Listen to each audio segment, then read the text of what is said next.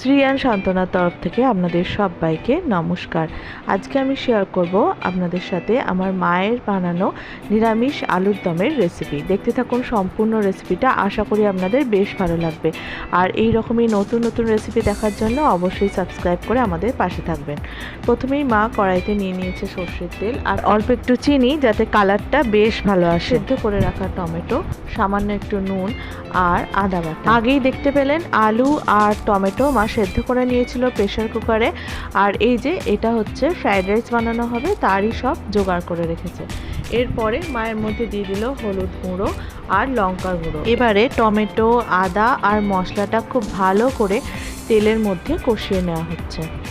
মা এই নিরামিষ আলুর দমটা এত ভালো বানায় যে ভাবলাম আপনাদের সাথে শেয়ার করি। এখন মা দিয়ে দিচ্ছে জিরের গুঁড়ো আর এরপর দেবে তড়কা মশলা। যেহেতু আজকে অনেকটাই পরিমাণে আলুর দম বানানো হচ্ছে আর সেই জন্যেই মশলার পরিমাণও একটু বেশি লাগছে। এবার সব কিছু খুব ভালো করে কষানো হয়ে গেলে দিয়ে দেবে সেদ্ধ করে রাখা আলুটা। এই রকমই নতুন নতুন রেসিপি কিংবা ভিডিও দেখার জন্য শ্রীয়ান সান্ত্বনা সাবস্ক্রাইব করে আমাদের পাশে থাকুন।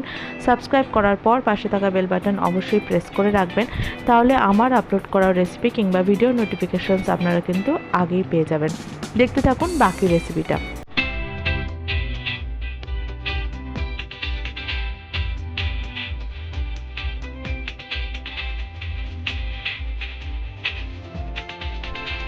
এবার মা একটা পেস্ট বানিয়ে রেখেছিল পোস্ত, চারমগজ, কাজু বাদাম, কিশমিশ এসব দিয়ে।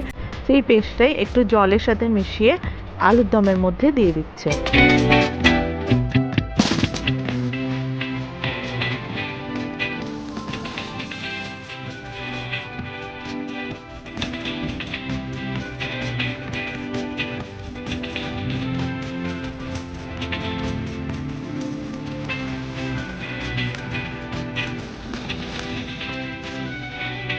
একদম শেষে মা দিয়ে দিয়েছে বাড়িতে বানানো গরম মশলা, যেটার ভিডিও করা হয়নি।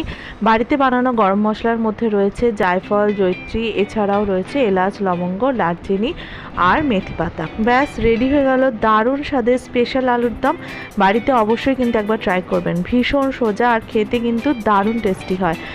লুচি, পরোটা, পোলাও কিংবা ফ্রাইড রাইস সব কিছুর সাথে কিন্তু দারুণ খেতে লাগে। আজ এই পর্যন্তই, আবার দেখা হবে খুব শীঘ্রই নতুন কোনো রেসিপি অথবা ভিডিওর সাথে। ধন্যবাদ।